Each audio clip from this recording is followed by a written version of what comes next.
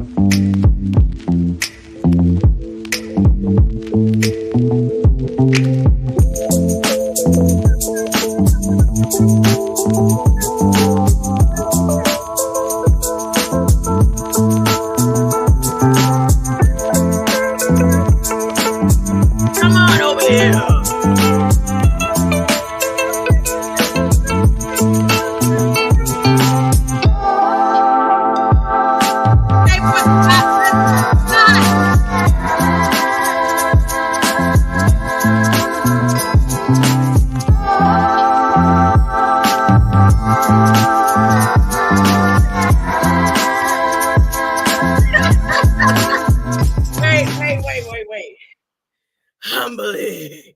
Let's do this right. Humbly. Let me get right. My mind is God's mind. I'm always reflecting the vine. He's the vine, the one true living source. My Ethernet comes from one vine, divine of the one true and living God. I mean, there are many gods. But the one above all gods, my mind is God's mind. I'm always reflecting divine wisdom and divine intelligence.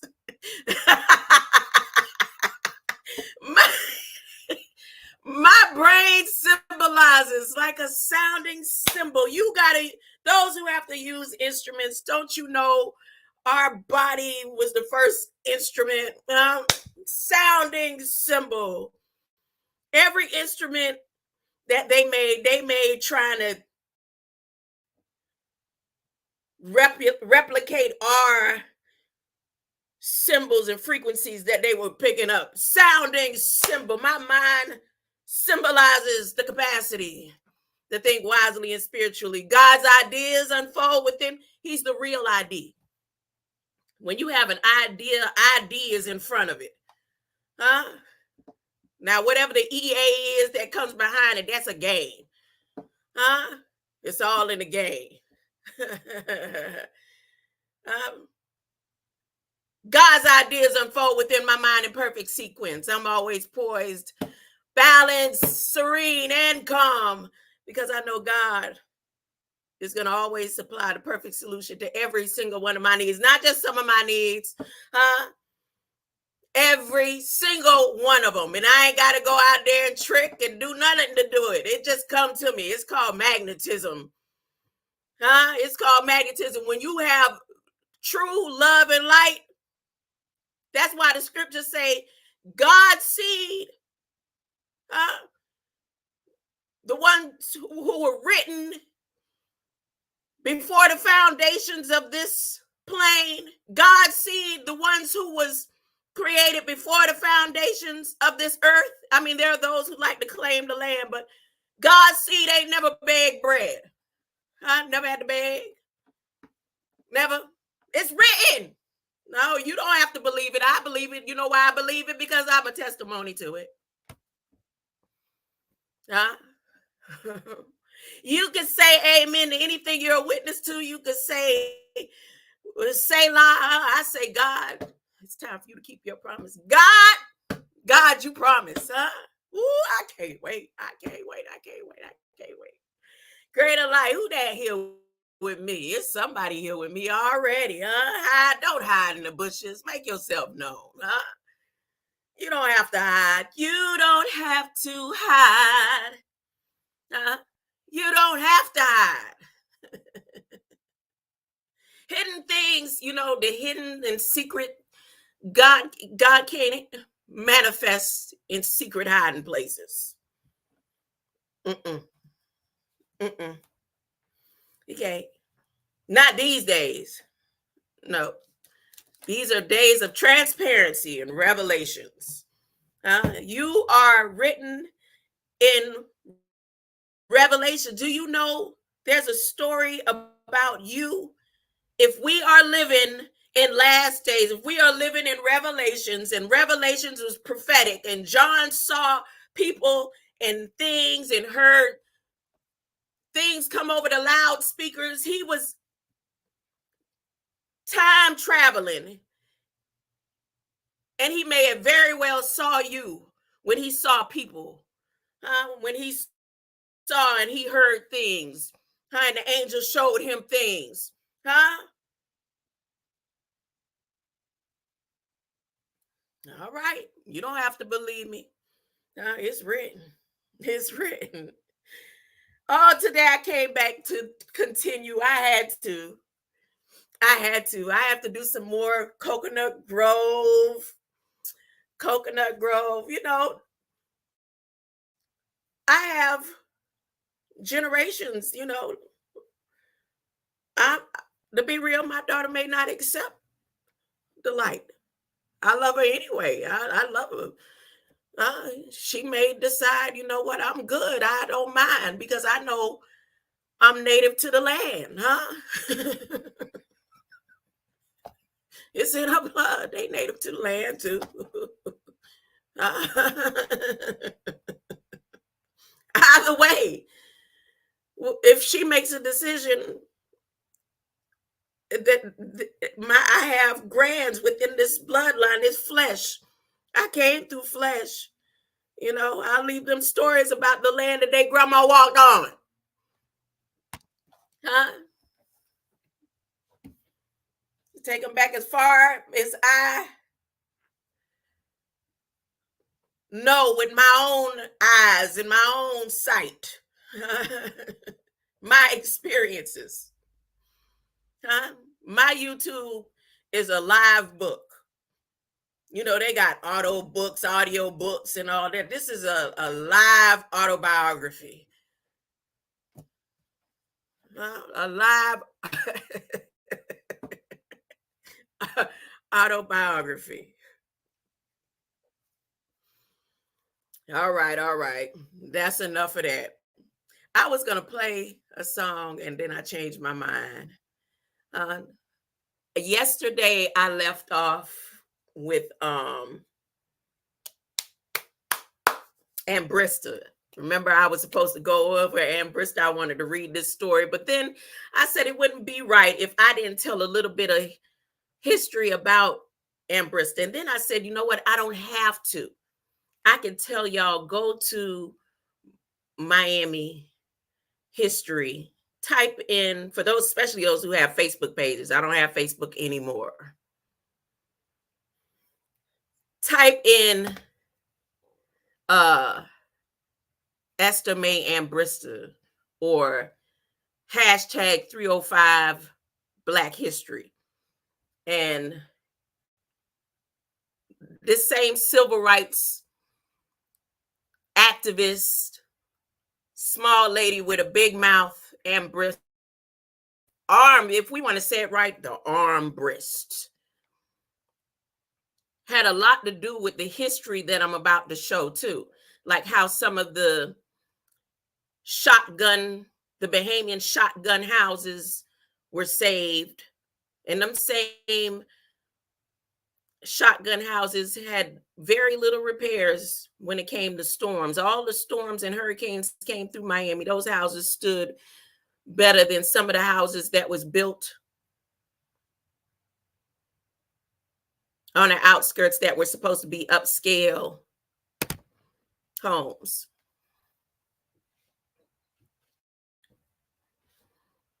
So I'm going to do, go down Charles Avenue and do a little bit more history today because my granddaughter really enjoyed that history. She enjoyed listening to the history today. She was asking me all kind of questions.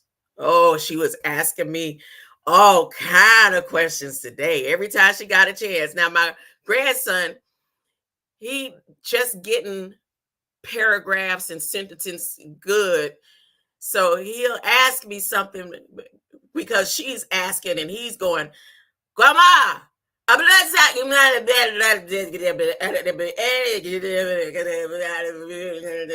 mean, he was just going. And he was looking at me like, okay, now answer the question. If I didn't hear Grandma about 100 times in the past 24 years, it did my heart good too. It did my heart good. Grandma, Grandma, Grandma, Grandma, Grandma, Grandma, Grandma. If I got ready to walk out of his presence, Grandma, where you going? Grandma, Grandma.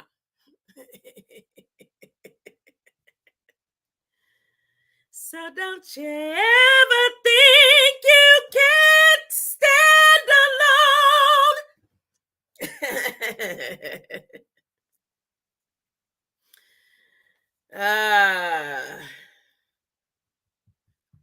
All right.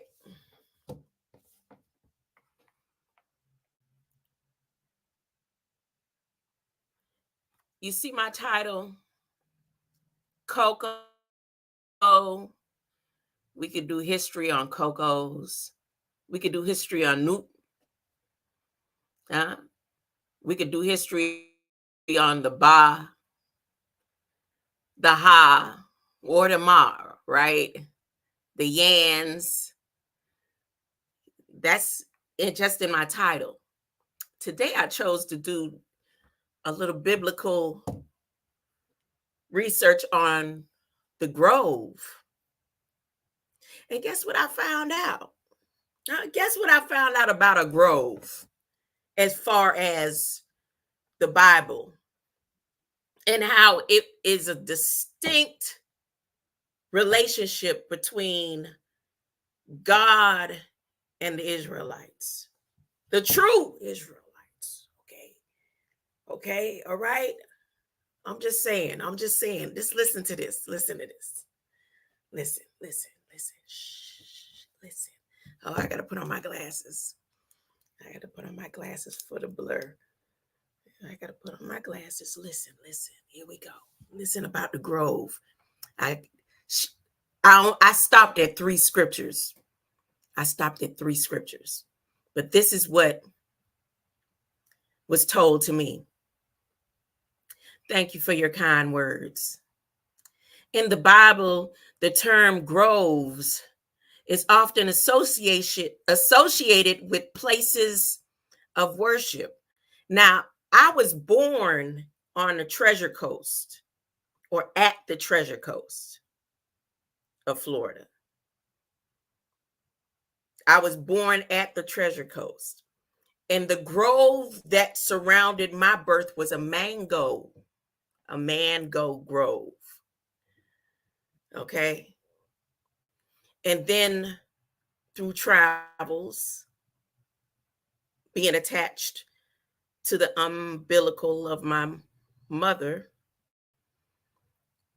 is how I ended up being a product of the cocoa nuts grove, where my grandmother also resided after leaving.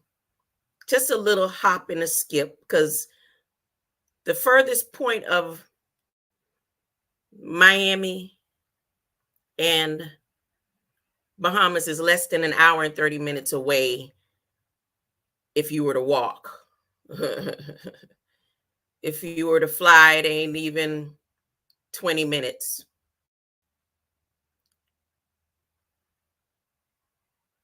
If you were in a car and there was a bridge, say 99 miles. Right? So just a hop and a skip. if they hadn't drenched the waters, drenched the land and all that, if they didn't go through digging, drenching, separating. Anyways, so there's the grove based on my flesh experiences. But it is often associated with places of worship, both for the followers of God of Israel and for pagan rituals. Here are a few references. In Genesis 21:33, and Abraham planted a grove in Beersheba, the bears, Beersheba, Beersheba, and called there on the name of the Lord, and the everlasting God. Remember, I told something, I know people don't believe me, but if you go back to any one of my streams, I explained that those where it said God's spirit would not always strive with man. But remember, there were two types of beings created in the creation story. So when he removed his spirit from the man that claims the land, they had to use mediums to get connected with God. The ones who was directly had that Ethernet not disconnected from God. And then there's those who always had to get a medium. Now, God could provide, if he felt like it, it feels like it, he'll get his message to anybody. But anytime you see where he had to use a medium, those are the beings that, where the scripture says his spirit would not always strive with man. All right, so right here, you see Abraham.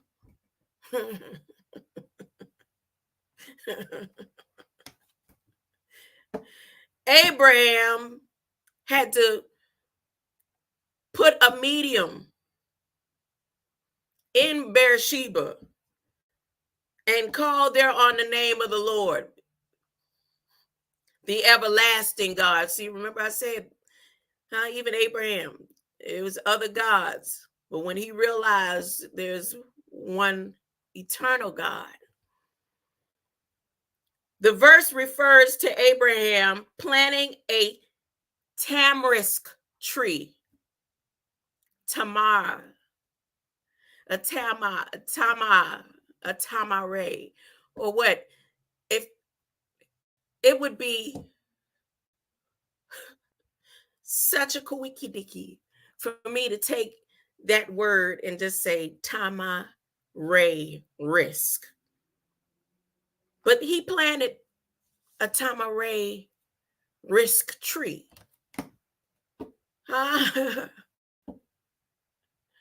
Which he used as a place to worship God. He needed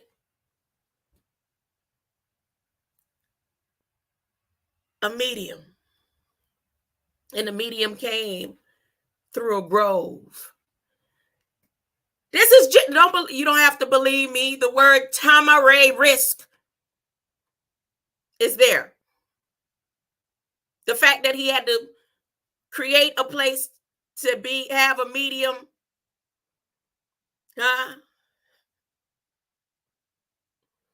Genesis 21:33. Now, Deuteronomy 16:21. Thou shalt not plant a tree. No, thou shalt not plant thee a grove of any trees near unto the altar of thy God. Now, see, Abraham and his seed,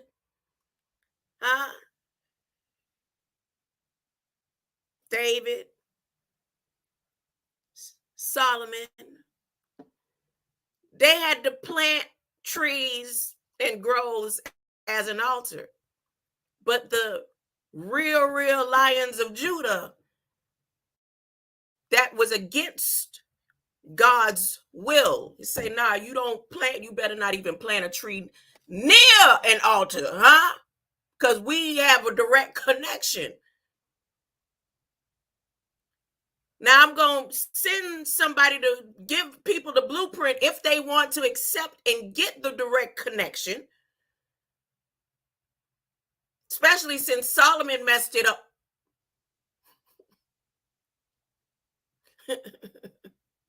I'm just saying, this is written. I'm not making this. This is in the scientific, historical, binding information here.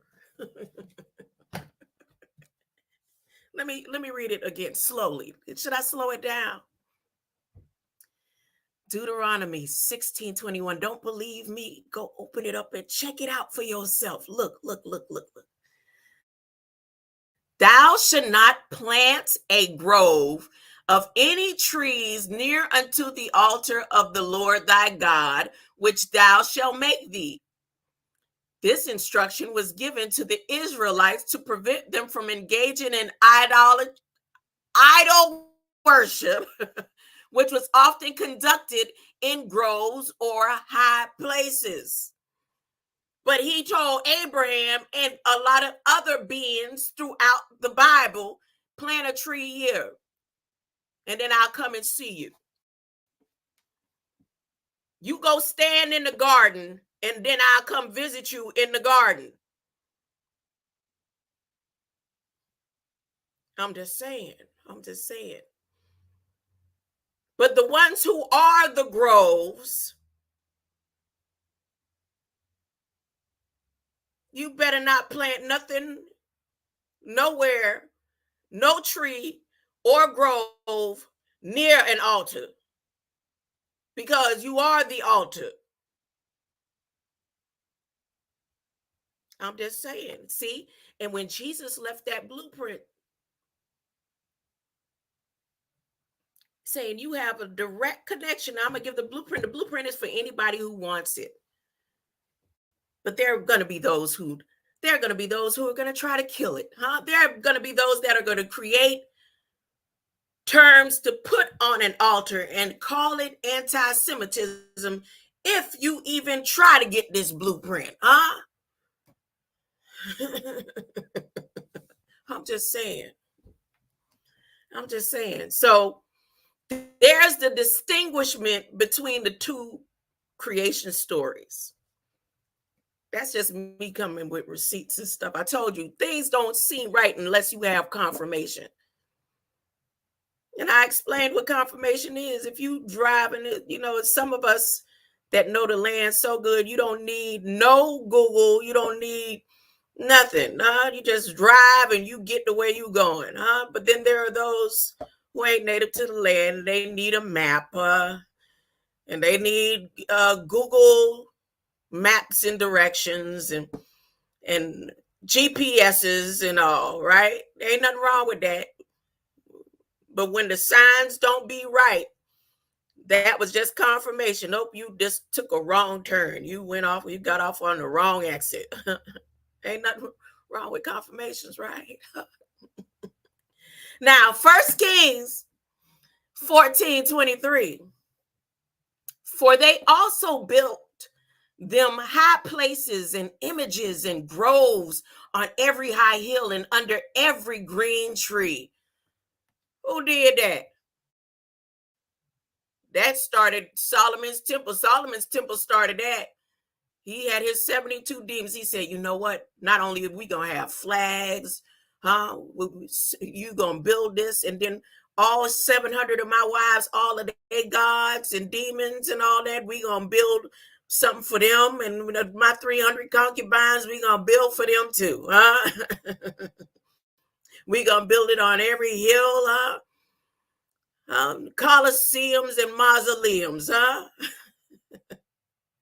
everywhere we can, under every tree. We gonna cut down trees. We just gonna keep cutting trees and just build and build and build. On every high hill and under every green tree. This passage describes the practices of the Israelites when they were straying from God's commandments, building groves and high places for idol worship.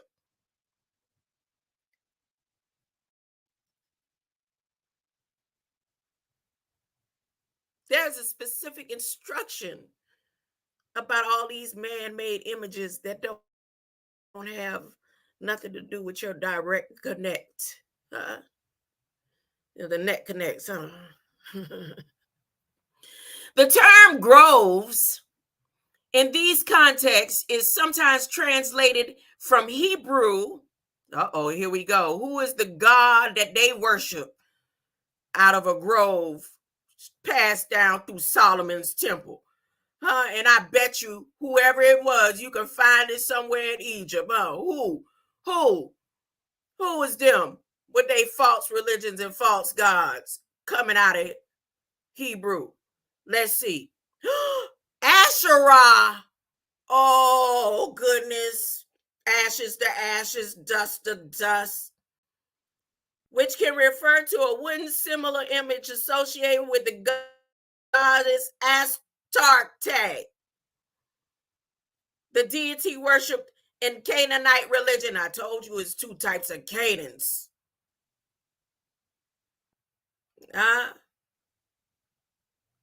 There's two creation stories. And of course, the Antichrist will take on and use a name.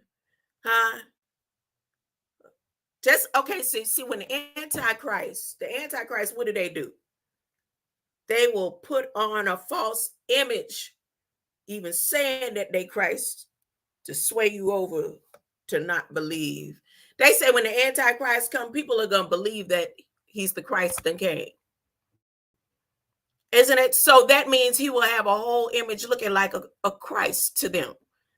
But if you read and study to show thyself approved, you already know when Christ come, every eye is going to see. Every eye. Every eye will be open. Every eye is going to see. Every tongue is going to confess. It ain't just going to be televised.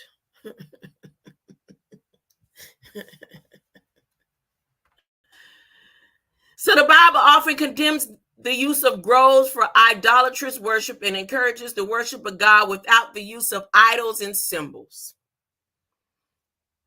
Now that's that. So that was my take on the grove. What is the grove? Now, I did do this. Look, I said I was going to go and talk about Asherah. See? And show you some of the symbols and what she looked like, but she don't look nothing like me, so I don't know.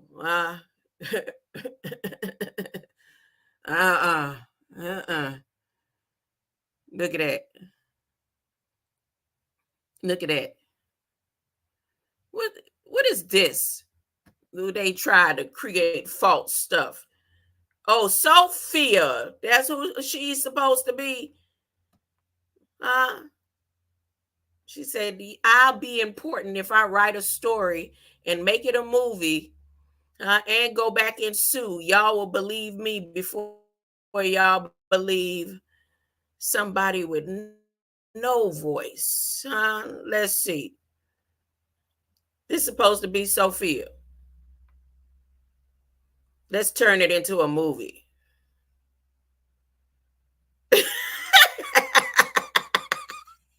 That look like the Statue of Liberty. What is that? Oh, that's some bad, what you call it? What is it called when they get their breast done? What is called?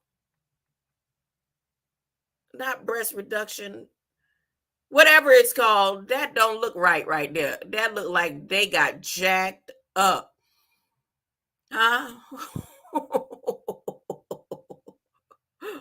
What am I sharing the screen? Let me make sure I'm sharing the screen. I don't think y'all can see what I'm looking at. Oh man, wait, where did it go? Oh, let me share this tab instead. Here you go.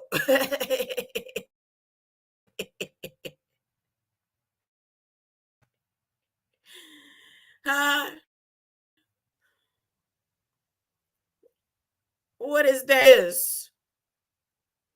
Who are these people?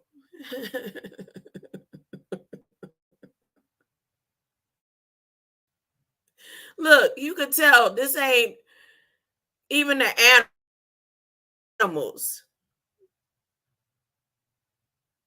That ain't no baby. Look at coalition type stuff here. Uh-uh. Uh-uh. Mm-mm. I can see through everything now. Look at this. Came straight from Solomon's Temple in 1975.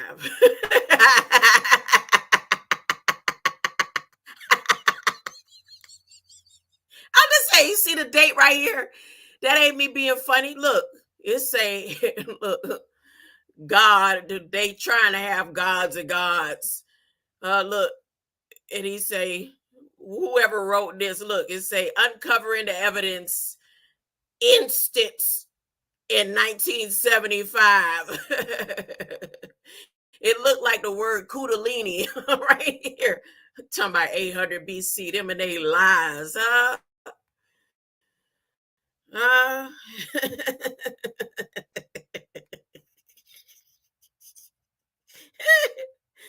who helped them out? Judith. Look, I'm just saying right here, the Hebrew goddess. Look at this. Look at this.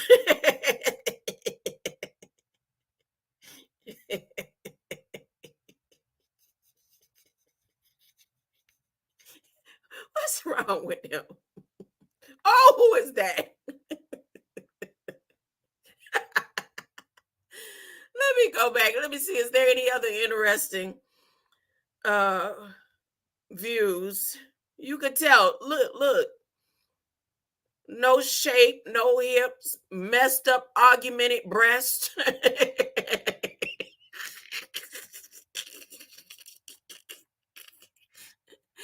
at this one. This one they try to fake it and put some dreadlocks on it. Let me see. And then they go put in brief. Which one of these did come out of Solomon's Temple? Who is this? Look at that. Those are buttons for real. Try to talk about.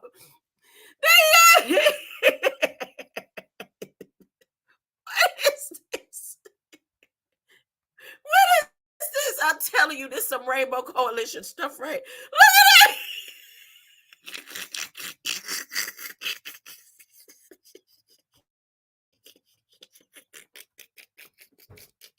Who created this mess right here? What is it? Let me see part one of the Bohu project. They talking about this came 13th century BCE from the Israel Museum. They need to cut this mess out.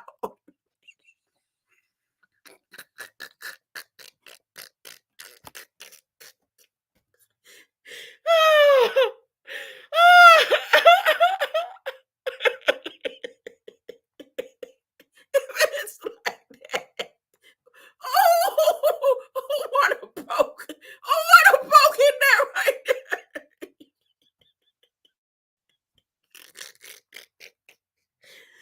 Oh my goodness. Oh my goodness. Oh goodness. Oh, I needed that laugh right there. Mm-mm. Nope. Let me get out of here. Mm-mm. Mm. That ain't right. That is not right. I need to go ahead and get back to the grove. Let me get back on the story of the grove. Can I do that? That's what I'm gonna do.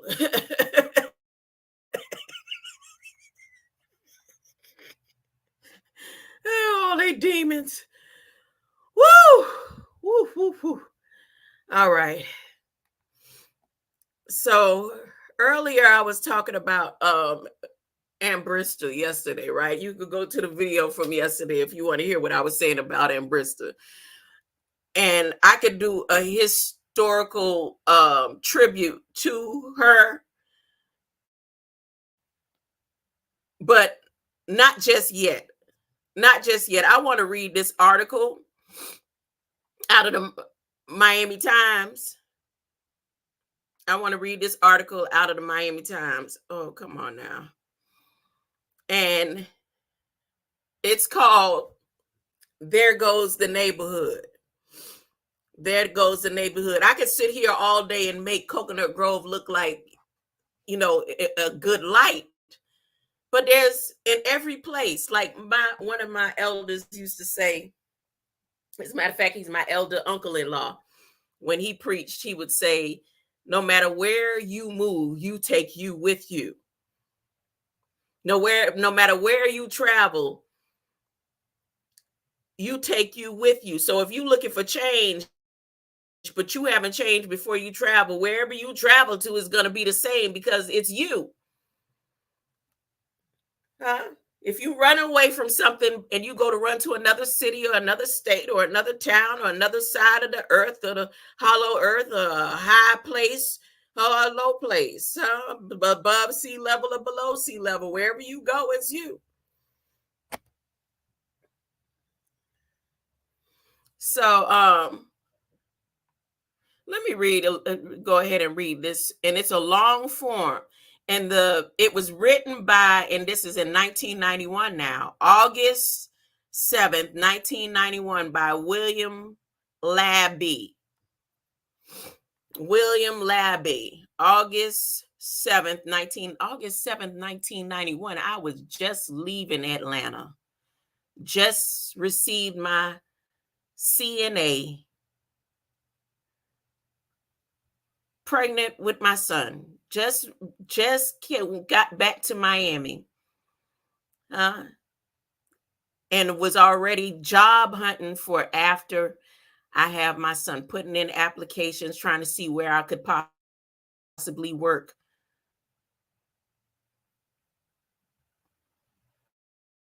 I had already had plans and was going to classes, learning about breastfeeding and stuff, but I just got my CNA August 1991. Sure did. Okay. There goes the neighborhood. At the northeast corner of Grand Avenue and Douglas Road stands the hulking, vacant Tiki Club Bar. In its heyday, the scene of shootings and stabbings and frequent drug busts. After half a dozen years of disputes and delays, plans are underway to turn the site into Goombay Plaza. Goombay, your mama stink. Goombay. Goombay, your mama stink. That's what we used to sing when Goombay was coming up. Goombay is a festival I'll talk about another time. But when you could type it in, Goombay. But when we knew Goombay, it was right around time for Goombay, we'd be beating on the desk, and beating on the back of the school bus. That was the best drums. Them green leather school bus seats. Goombay, your mama stink. Goombay. I need to do a remix of that one. At the northeast corner of Grand Avenue and Douglas Road stands the hulking vacant Tiki Club Bar. In its heyday, scenes of shooting and stabbings and frequent drug busts. After half a dozen years of dispute, the delayed plans underway to turn the site into Goombay Plaza, an open-air Caribbean-style marketplace. Up the street, 15 new single-family houses designed by Architectonic outline the triangle formed by Grand Avenue, US 1, and Brooker Street. Blueprints for the project called Grove Point call for 17 more houses just east of Douglas Road off of Franklin Avenue. Weeds and underbrush clog the vacant lot that soon will be home to St. Hugh's Oaks, a community of 23 single family homes for middle class income families. On its surface, the planned revitalization of Coconut Grove's Black community bodes well for an area left out from the economic boom in the largely white-owned village center at the east to the east. But for the Esther May Ambrista and other longtime residents, it is cause for concern as well. It seems to me this community has been fighting to survive ever since they started. There's always been people wanting to change it, says Ambrister. It's just been one thing or another. We've got to make sure this doesn't turn into a whole thing again. The development debate in Coconut Grove's Black community made up the tightly knit enclaves steeped in culture and tradition is not only about what we built, but also about who we build and own it.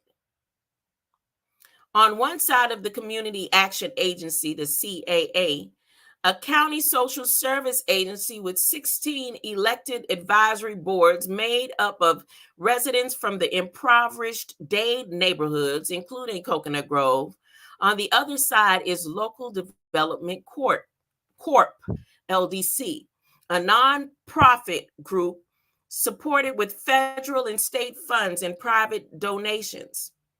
Founded in 1980 to help revitalize area businesses, and LDC has branched out into housing as a developer of Grove Point. The development agency has been the target of old-timers such as CAA Advisory Board member Ambrista, who support renewal of their neighborhoods but see the LDC as a Johnny-come-latelys who are doing their best to hand over the rest of the Grove to the whites. In my mind, the LDC has turned out to be one of the biggest mistakes we made, says Ambrister. That group was set up to help businesses, which means only two streets, Grand Avenue and Douglas Road, from US 1 to Grand Avenue. We didn't support them so they could stick their noses into housing because we had housing under control. If they would stick to what they were supposed to do, it would be fine, but they don't do it. Grove Point, Ambrista says, was planned years ago before the CAA, which bought the property, but the LDC ended up as the developer. The LDC supporters, she argues, are members of the Black community who have reason to welcome white investment. Like this one woman, I hate to call her name, says Ambrista, but there is one woman who didn't do anything community-wise until her husband died.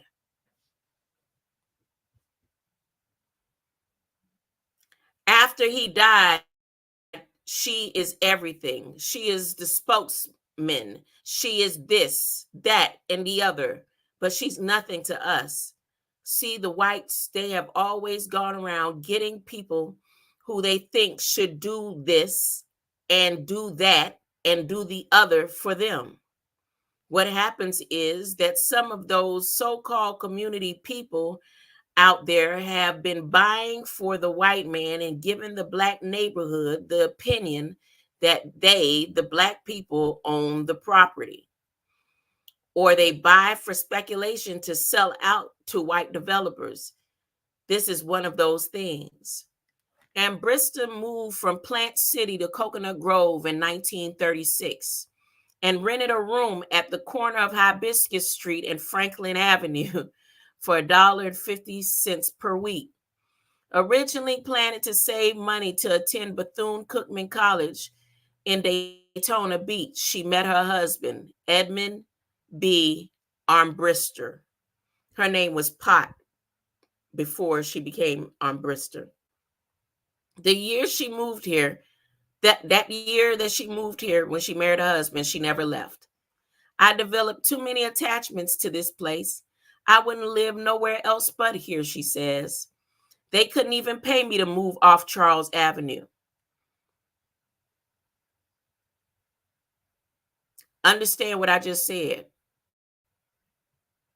They couldn't even pay her to move off of Charles Avenue. It was a nice close bond when I came here. You didn't lock your doors at night. Go and come as you please. Lord, it ain't the same today.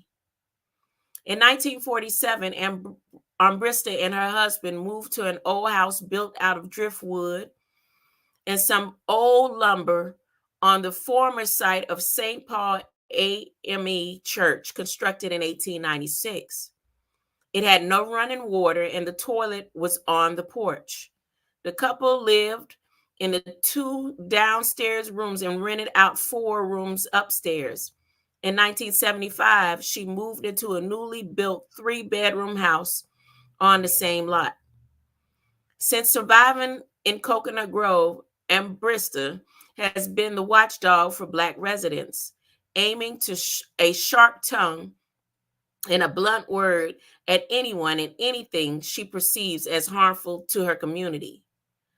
I tell it like it is with no lies, says the woman who at age 75 rattles her walking cane at meetings about sewers and streets, crime and traffic, scolding city officials, and looking as if she's going to whack anyone who crosses her. A favorite target is LDC Executive Director David Alexander, whom Ambrista dismisses with characteristics gusto. He doesn't know what he's doing. He thinks he knows everything. He just sits there and tells everybody what they want to hear. I can't stand a man who is just breath and breeches. That's what I call a man who does not talk out, speak out, just sits there, and anything another man tells him, he says, yes, yes, yes, yes. He's just breath and breeches because anybody can wear pants and breathe. Currently, Ambrista is working with the city to install historic markers in the area. One would commemorate the Grove's first church, St. Agnes, which was built on Thomas Avenue in 1895, but has since been renamed Macedonia Missionary Baptist Church and relocated to Douglas Road. Others would honor the first 6 settlers on Charles Avenue, schools, and different settlements. She is also writing a book about the history of Grove's Black community. The first house here was built 101 years ago. It's up here on Charles Avenue on the south side, built out of pine wood. For the most part, the people who came from the Bahamas, they had carpentry in the blood. The people who came from Bahamas, they had carpentry in the blood when they were born. The people who came from the Bahamas, they had carpentry in the blood when they were born. I think because they have done outstanding work without any professional education, They were also good at fishing and sponging. They came here for a better way of life, the same reason I came here. There wasn't no boom then, but they were building the Grove, clearing property. Old man Stirrup, realtor and builder E.W.F. Stirrup Sr., he had come from the Bahamas in the late 1880s, and he stopped in Larkins first. That's now South Miami. Then he came up to Coconut Grove, where more of his people had come. Stirrup had some money, so he paid the men to start cleaning lots. He would get a lot for every lot he cleared. And then he would sell the lot cheap to Black men because he had an idea of everybody owning their own home. His own house, 1897, he built it, is the 2-story building right behind the bank, the last building at the east of Charles. Across the street, one of his lots behind the playhouse on Charles Avenue was also called Stirrup's Quarters, a bachelor's quarters. Nobody lived there in the beginning except men. They were paying something like $1.50 or $2 a week to stay there. And the men would come over here and work and get enough money to go back to the Bahamas to get their fiancés or send for them. Across the street and down the ways to the west, the house that sits way back in here was Herm McLeod's house. He and his wife lived there, and they would have single women there waiting for men to get out to get to where they could move into the house. In the meantime, they did a lot of laundry there. Back when they called Charles Avenue by the name of Evangelist Street. Until then, until they named it in the late 20s after the early settler called Charles Fro Avenue. But this street, was it. It was the main drag. It was the hopping place to be. Williams Avenue to the north was the back street. Nothing but a cow path for years and years. But both Charles and Franklin, the next one over to the south, were rocky, nothing but crushed rock. They used to call Franklin Rocky Road. When I came here, they had eventually gotten round to tarring them. Coconut Grove formed around 7 or 8 settlements. I think it was, you had stirrups up here, you had Count's quarters down here, and the corner of Hibiscus and Charles Avenue, that one belonged to old man William Counts. I don't know why they always called him old man, because he had to be young sometime in his life. Counts, he was one of those rich Negroes who could afford a barn and cars and horses. He had men living there who developed this property. There also were some white men, Mundy and Rice. They were quarters also, Mundy Town and Rice Town. Mundy and Rice, they had fruit groves, and black people who worked on the premises would work in the groves. Katy Biscayne subdivision was another big one. It was owned by Old Man Stirrup and one of the Burdine brothers, up where Grand Avenue crosses onto Coral Gables. But Katy Biscayne was more for people who could afford better type housing. The houses they built didn't have shutters like the ones you push up. They had screens and all like white people had. As a matter of fact, Stirrup owned, once upon a time, part of Burdine's downtown. And believe it or not, the Stirrups could go in there and try on clothes, and no other black person could do it. He owned part of Coconut Grove Theater, and his children could go, but they had to go in the back door. Now, over in Golden Gate, over between US 1 and George Washington Carver Junior High, that's where the squatters live. Charles Lejeune and George Merrick were building up Coral Gables and were using the property to store their lumber so people would just take some and build a lean or a shack. Now, remember I told y'all about the Ching Tang Society, George Merrick and them, the ones that built up Coral Gables. Well, Lejeune and Merrick wanted to build Coral Gables, but blacks down in Katy Biscayne were in their ways. So they were given a choice of shotgun house with a lot next door or just 2 lots. So about 15 or 20 families moved over there where the squatters were. Some of them moved into these 3-room shotgun shacks. You could stand on the porch and shoot right straight through the house, and they would get an extra lot next to it. Many people, instead of doing it, built a house on both lots. This is the way to get people from Katy Biscayne back to this side.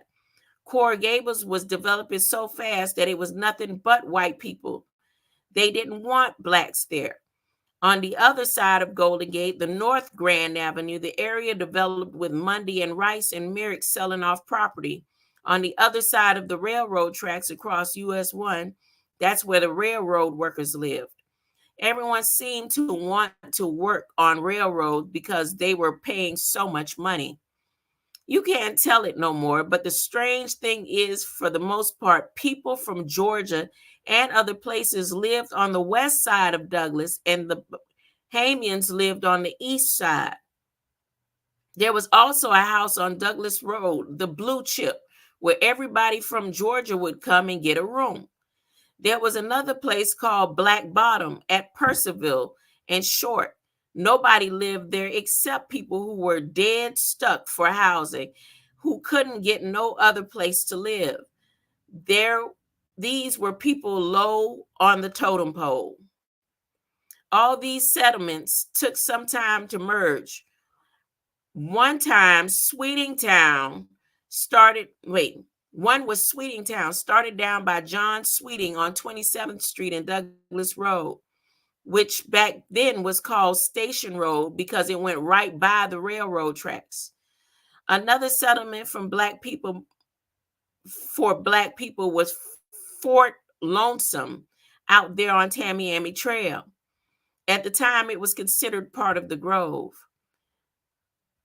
That was Mr. Tom Benz. He also owned apartments out there on Thomas. Mr. Ben he made the best moonshine in the Grove. In his yard, they had a coconut tree, and the boys had put strips of wood on it, and they would climb the tree and watch the revenuers, because when the revenues came, they would break up the moonshine still. He made the best moonshine. Okay. There was another colored settlement called Kibo, where there's a vacant lot on Hibiscus and Grand Avenue. These people came from England to the Bahamas and left the Bahamas and came to America. I was told that they were strange looking and fancy acting people, very fair complexion, and they stayed to themselves. That was Stirrup's property, and they were working for him. Somehow or another, the settlement caught fire and burned one night, and they left. Just like they came, that's the same way they disappeared into nothingness. Nobody seemed to know how they got where they were going or nothing. They just vanished. All the business, everything was right here on Charles Avenue. Old man Joe Major had a bicycle shop. Old man Stirrup had a grocery store. There was a soda shop and an ice cream parlor. And then they had some cleaners belonged to old man Summons. He died last year. I didn't even know it. Father Comer had a pressing club, a cleaners, before he was a priest. He also was an organist at Christ Episcopal Church. After that, he got married and moved to Overtown, and he became a priest at St. Agnes. Silas Rayford had the first theater in a tent, and they looked at what the white people had discarded. That was in 1924. In 28 and 29, after they finally began to get pictures, all the little bad boys who didn't have any money would sneak in under the side of the big boys who were going to school, and would sit there and read out loud what was being said. Oh, wow. So let me read that again. Silas Rayford had the first theater in a tent, and they looked at what the white people discarded. That was in 1924. In 1928 and 1929, after they finally began to get better pictures, all the little bad boys who didn't have any money would sneak in under the side, and the big boys who were going to school would sit there and read out loud what was being said. Okay. Miriam Peavies, that's Miss Pee Wee. She lived next door to my grandmother. Miriam Peavy's husband also played the piano, and he'd be reeling and rocking and rolling, but lightly so the children could hear what was being read. It was quite a time over here. They had dances up in Stirrup Hall and boxing the corner on Charles and Hibiscus. Then on the holidays, you knew that we weren't going to work for 2 days before the holidays. 2 days before the holidays, you can forget it. You would see a black face, and you wouldn't see a black face until next week. We couldn't go to the beach like the white folks because we'd black up the water, muddy it all up. So we had house parties. And during the holidays, everybody walked from house to house, greeting and sitting down and talking. They had bands that played in the streets and parades, and we used to go out to dances. We didn't miss a dance for nothing. Oh, Lord, when Louis Armstrong or some of those other big orchestra players came to town, you could forget it. We'd go to Harlem Square and Rockland Palace in Overtown, and everybody who was somebody was in their new outfits, wanting to be seen by a lot of people. There'd be all the colors and big band sound. It really was something. When people were married once upon a time, they would march. One woman lived on Williams Avenue, and she marched in her wedding gown from her house all the way around to Hibiscus in her wedding party, with her wedding party. They used to walk in the streets from their house to the church or wherever it was they was going to get married. They walked the streets with someone holding their gown. You would look out the window and see the whole wedding party go by. One time, two sisters got married. They lived down on Charles Avenue, and they walked from across the street to their house and got married on the front porch. The street was blocked off. Then they had a party and all the food you would want. People here were never wanting for food to eat. One man used to have a killing of hogs once a year. Old man counts had hogs, and they would have butchering night. Nathan Sands, they go to Sands, and I see Sands in my DNA thing. Nathan Sands would kill the pigs and would go around and find out who wanted what part of the hog, and they would clean out the chitlins, and the children would make balloons out of them. See, it didn't say that they ate the chitlins. It said the children made balloons out of the chitlins. And there also was a crab hole back there on Franklin where some townhouses are now. And anyone could go back there and get some of those land crabs and eat them if they'd like. When I came here, everybody had chickens and ducks in their yards, but everyone would lock them up from when the gypsies would come. They would have a child in the yard, someone watching the clothes on the line. See, they used to have gypsies back on Franklin in the wintertime. They would winter here and steal everything they could. Every year, the gypsies would come down with all this jewelry on and tell all kinds of lies in great big cars. I don't know where they got those cars. Even back in the early 20s, you had gypsies. Most of the time, they stayed on Franklin and any place they could find a vacant lot. Back then, this part of Coconut Grove was separated from the white.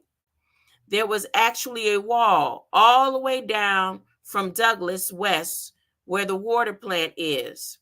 But after you, meaning the whites, started sending their children over here to school, you had to break the wall down so they could come in from Kumquat Avenue. Kumquat Avenue was the street on the next street away from me that I showed that wall yesterday in the video yesterday. All they've done is knock down part of it for the cars to come through. That's all. The other part is still there. Walls to keep out the blacks didn't stop the whites from devising ways to take over the area themselves. In 1936, County Commission approved a plan to relocate blacks from the Grove to 3 model towns in southern, central, and north Dade in cooperation from the city of Miami. But when the younger black men returned from military training camps and from frightened war, says Aunt Brista, it was a different kind of attitude because they were not going to be treated like older blacks had been treated. The younger ones had seen how other people in other places were living, and blacks in those other places were not taking this kind of stuff off the whites that they were taking here. The young ones, they put an end to that right quick. In the 60s, the city, county, and federal governments proposed various public projects in Coconut Grove. Black residents again started to buzz about losing their community, about being relocated in the same way blacks in Overtown were moved to make way for Interstate 95. But unlike Overtown, where most people were tenants, Grove residents owned the land and they were well organized. In mid-60s, they formed the Coconut Grove Homeowners and Tenants Association and successfully blocked many of these improvements. In a way, things haven't really changed that much. Going back a long way, people have thought there's something wrong here that needs to be fixed. They sit up there just like those county commission when it would tell us the late county commissioner, Theodore Gibson, was our leader because he was the commissioner. But he was supported by you, not us. They would not point out that his wife, Thelma Gibson, is a leading citizen of the Grove, and that she does this and she does that, but she hadn't been doing it. Look at Father Theophilus Pollard. Remember the Pollards. He was the black priest of Christ Episcopal Church, and he and Miss Etta Clark found St. Albans Day Nursery. You know, they don't give Father Poland and neither Miss Etta Clark credit for founding the St. Albans Day Nursery. During the middle 30s, war clouds began to build up in Germany, and the women who had no place to live to leave their children while they worked. They had to leave them with old people who most of the time were too tired to take care of themselves, much less somebody else. So Miss Clark and Father Pollard got a grant from WPA, that was the Works Progress Administration during Roosevelt, in the 1938 to open St. Albans. And they hired other people to come in and do cooking and cleaning, and they hired teachers. In 1945, when peace was declared, the government withdrew financial assistance. So we, the mothers, the people in the community, walked the streets asking to give us so much a year or a month to keep the school open. My husband was a bartender at Club 77. I would go up there and he would give us a fifth of whiskey when we sold out. I walked back from wherever the party was and got another fifth of whiskey. And we sold that at 50 cents a drink. We served chitlins and fish and chicken sandwiches on Saturday afternoon. This woman on Grand Avenue would let us use her yard to sell them. And when we would have teas, affairs, you would get to show your clothes as well as be picky, and have little delicate sandwiches to eat and a program. That's what we used to do. We didn't charge people but $1.25 a week. Can you imagine? $1.25 a week to take care of a child a whole week? When we went up $3, many people decided to take their children out because they couldn't afford it. So to keep the nursery open, we just went begging for money. The United Way would help from time to time. We also got help from some of Miss Ann's. All of the white people we always referred to as Miss Ann. I don't know why. We would tell we would tell Miss Ann what we were trying to do and were doing, and she would in turn would tell other Miss Anns. The white women got involved by us telling them what we were trying to do, and they helped us keep the nursery open. That was the start of what is it is now. You all run it now. It's all just about white run. It's what you might call white charity case. And it teased me off. They have a nursery down there. They got another nursery, and they don't even have a picture of Father Pollard or Etta Clark in the building. Part of the problem is instead of giving us what we need, they're always trying to give us things they want. Like when they were trying to put Charles Avenue in a historic district. Once there was a plan and they wanted to develop the first 6 houses on both sides of the street. When I saw the plan, I couldn't believe it. They had Stirrup Walk and Stirrup Plaza and antique shops. All this in the first 6 houses. I said over my dead body, and I'm going to die to convenience you. At the McDonald Street extension thing, they wanted to extend the street through one of the oldest parts of the community that connect Grand Avenue to the main highway. And they wanted to come through and dump their garbage, their traffic and all this sort of stuff on Williams and Charles Avenue. I said, like hell, they're going to do it. No way. I told them carry it on down Grand Avenue and dump it into a main highway and go down Cutler Ridge where all the exclusive white people's houses are. Just knock the trees down and make the road wider and put some sidewalks in. Let the white folk deal with it and see what they think. But you think they're going to do that? Ha. Then we were promised an overpass from the Metro Rail station, which was Henry Flagler's old railroad station, was to get past US 1. The traffic is too heavy and they drive so fast. By the time you get a little ways, the light has changed. I got caught out there one day and the only thing I could do was wave my walking cane and holler.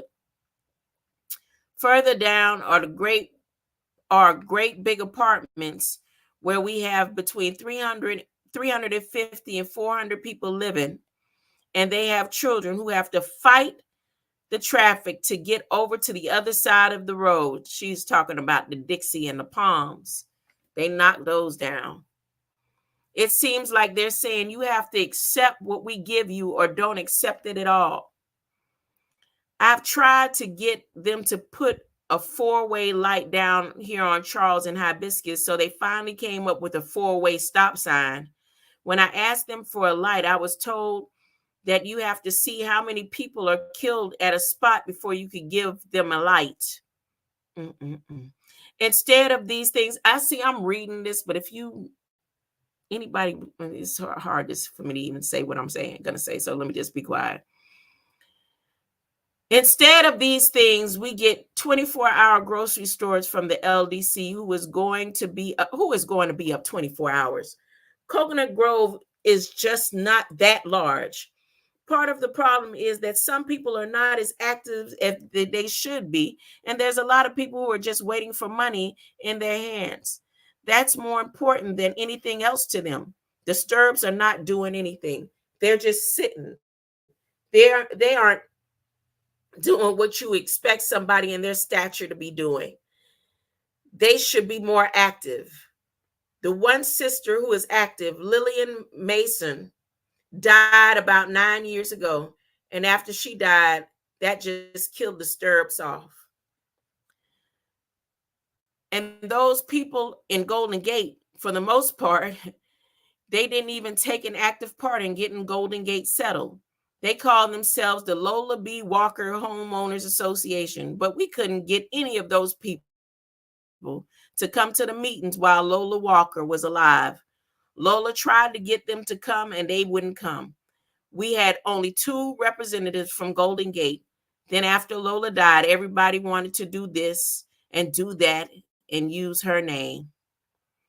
Right now, I'm still telling the city commission about the toilets they have out here on Grand Avenue Park. Look like toilets from back in the 20s. Since May of last year, the children have been without a decent place in which to rest in the afternoon and to go to the bathroom.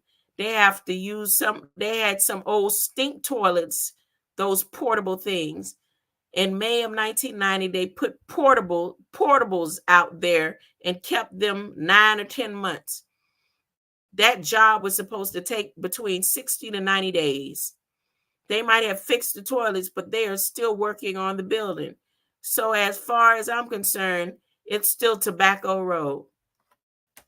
One day during the McDonald extension thing, I went walking with Jack Mulvana, the guy who runs the department off-street parking, and he told me, Ambrista, when you die, girl, they're going to have a feast. Now, Barbara Johnson over at the CAA says that the funeral should be at Dade County Auditorium so they can have me propped up in the casket so that when they come around to view my body, they can see me with my mouth shut and my lips sealed. I'll be laying out there cold with gloves on because they've never seen me with gloves on before. And they can hit me on the head or do what they want to do and say, damn, Ambrista, sure enough is dead. Damn, she's dead and she can't talk, man. So Malvina says, Ambrista, the day after we bury you, we're going to go into Coconut Grove and all this stuff you've been telling us we couldn't have, we're going to take it. And then then he had enough nerve to hug me. The thing about it is they won't be they won't be taking nothing from me. They'll be taking it from everybody because this is Coconut Grove, not a black grove or this new thing they've come up with. Where where you're where you're now considering to live in the West Grove. I don't know who came up with the phrase or the name. It's Coconut Grove. And that's what we've always called it. That's what it is. And when I came here in 1936, that's how it should stay. So that was me reading from the New Times, an article August 7th, 1991 by Miss Ambrista. All right. And I was going to go over this. You know what? I think I am going to start it because Miss Ambrista's name is on this here, on this paper. She had a lot to do with some of the historical saves in the community. As a matter of fact, the park that we used to play at and was part of Carver Junior High's field, and across from the old incinerator, Old Smoky, the park there is Ambrista, is named after Miss Ambrista. I have a lot of stories and memories about that park. But I don't know, just wanting to go over history of places where in this flesh I have stood. In my live book, if I could talk about a whole pile of negative things and I could talk about positive things, my grands will hear it all. because like I said, God is going to keep his promise to me. And I know I'm not going to be here to see all the things that is going to continue going the way that it's going. Mm-hmm. And my duty is to tell everybody, know who you are, know where you came from, understand your blood type, know that there's a code that was left, a blueprint of love and light.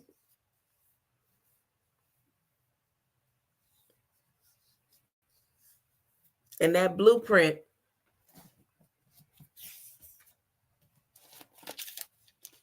is what's gonna save you from joining Team Gog and Magog. No, it's that blueprint of love and light.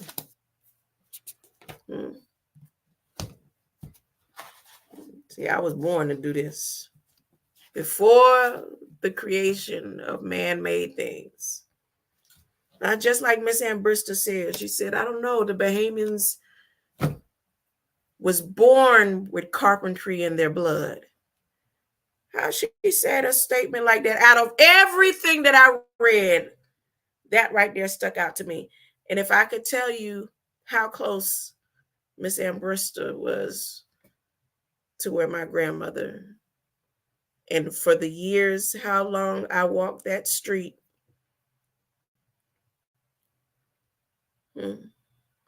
As a child, going, and how many times I helped clean her yard with my granddaddy.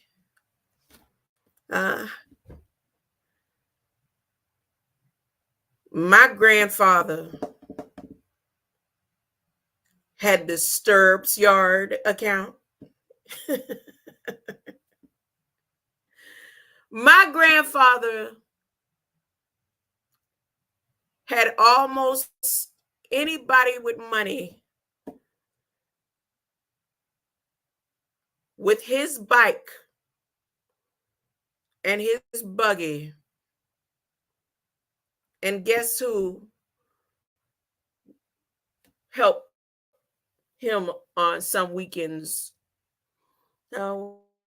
Especially when I needed extra money.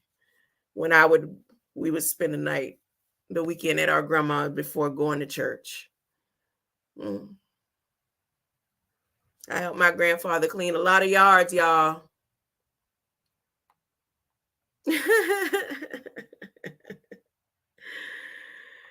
Greater light. Greater light. Thank you for stopping by. Greater light.